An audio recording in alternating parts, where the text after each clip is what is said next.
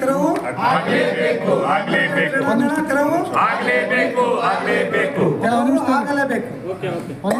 Sir ನೀವೊಂದು ಸ್ವಲ್ಪ sir ಈಗ ಹೋರಾಟ ಮಾಡ್ತಾ ಇದ್ವಿ ಅಲ್ಲಿ ಅಂಬೇಡ್ಕರ್ ಗ್ರೌಂಡನ್ನು ಒತ್ತುವರಿ ಮಾಡ್ಕೊಡ್ತಾರೆ ಏನು ಸರ್ ಅದು?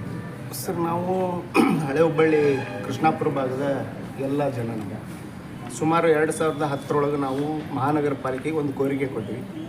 ಡಾಕ್ಟರ್ ಬಾಬಾ ಸಾಹೇಬ್ ಅಂಬೇಡ್ಕರ್ ಅಲ್ಲೊಂದು ಕ್ರೀಡಾಂಗಣ ಬೇಕು ಅಂತ ಫಸ್ಟ್ ಹೋರಾಟ ಇತ್ತು. ಅಲ್ಲಿ 5 ಎಕರೆ 11 ಗುಂಟೆ ಜಾಗ ಐತಿ ಅನ್ನುವಂಥದ್ದು ಗೊತ್ತಾಯ್ತು. ಪಾಳಕೆರೆ ಹೊಲಸು ಅಲ್ಲೆಲ್ಲ ರೋಗ ರುಜಿನ ಹಬ್ಬುತ್ತಿದ್ವು. ಅದನ್ನೆಲ್ಲ ತೆಗೆದು ಕ್ರೀಡಾಂಗಣ ಮಾಡಿಕೊಡ್ರಿ ಅಂತ ಮಣಿವಣ್ಣನವರಿದ್ದಾಗ ಹೋರಾಟ ಮಾಡಿದಾಗ ಅವರು ಅದನ್ನು ಒಪ್ಪಿ ಅದನ್ನು ಕ್ರೀಡಾಂಗಣವನ್ನಾಗಿ ಮಾರ್ಪಡಿಸಿದ್ರು. ಅದನ್ನು ಅಭಿವೃದ್ಧಿ ಮಾಡಿರಿ ಅಂತ ನಾವು ಬೆನ್ನತ್ತಿದ್ವಿ.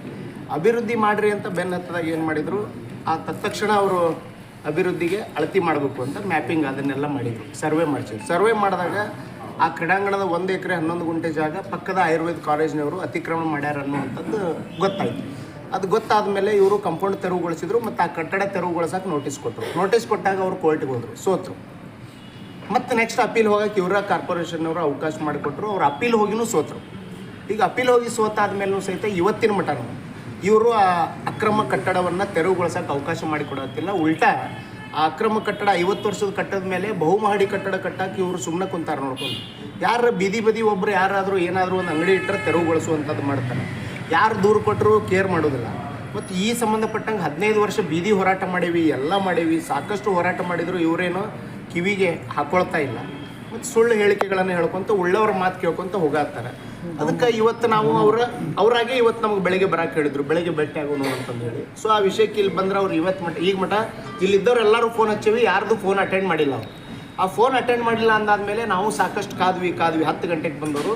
ಕಡೆಗೆ 12-15ಕ್ಕೆ ನಿಮಗೆಲ್ಲ ಮೆಸೇಜ್ ಹಾಕಿ, ಪೊಲೀಸರಿಗೆ ಮೆಸೇಜ್ ಹಾಕಿ, ಪೊಲೀಸರಿಗೆ ಹೇಳಿ ನಾವು ಇಲ್ಲೇ ಭಜನೆ ಮಾಡೋನು, ಅವ್ರು ಬರುತ್ತಾನ ಅಂತಂದು ಇಲ್ಲಿ ಕುಂತೀವಿ. ಹೊರಗೆ ಕುಂದ್ರಕ್ಕೆ ಜಾಗ ಇಲ್ಲ, ಪ್ರತಿಭಟನೆ ಮಾಡೋಕೆ ಹುಬ್ಬಳ್ಳಿ ಒಳಗೆ ಜಾಗ ಇಲ್ಲ, ರಸ್ತೆ ಬಂದ್ ಮಾಡಬೇಕು. ರಸ್ತೆ ಆಲ್ರೆಡಿ ಬಂದ್ ಆಗ್ಯಾವ. ಅದಕ್ಕೆ ನಾವು ಸಾರ್ವಜನಿಕರಿಗೆ ಯಾರಿಗೂ ತೊಂದರೆ ಕೊಡೋದು ಬೇಡ, ಇವರಿಂದ ತೊಂದರೆ ಆಗಿದೆ, ಇವ್ರಲಿಂತ ಸರಿ ಆಗಲಿ ಅಂತ ಈ ಕಚೇರಿ ಒಳಗೆ ಇಷ್ಟು ದಿನ ಹೋರಾಟ ಮಾಡ್ಬೋದು ಬಂದಿರಿ ಸರ್. ಯಾಕೆ ಅದನ್ನ ಇನ್ನೂ ತೆರವುಗೊಳಿಸಲ್ಲ? ಅದ್ರ ಹಿಂದೆ ಏನೋ ಯಾರು ಅದ್ರ ಹಿಂದೆ ಉಳ್ಳವರು ಅಂತಂದ್ರೆ ಅದು ಆಯುರ್ವೇದ ಕಾಲೇಜು ಬ್ರಾಹ್ಮಣ ಸಮುದಾಯದ ಒಂದು ಸಂಸ್ಥೆ. ಅದಕ್ಕೆ ಪ್ರಹ್ಲಾದ್ ಜೋಶಿ ಅವರು ಸಹೋದರರಾದಂಥ ಗೋವಿಂದ್ ಜೋಶಿ ಅವರು ಅದರ ಮುಖ್ಯಸ್ಥರಾಗಿದ್ದಾರೆ, ಚೇರ್ಮನ್ ಆಗಿದ್ದಾರೆ.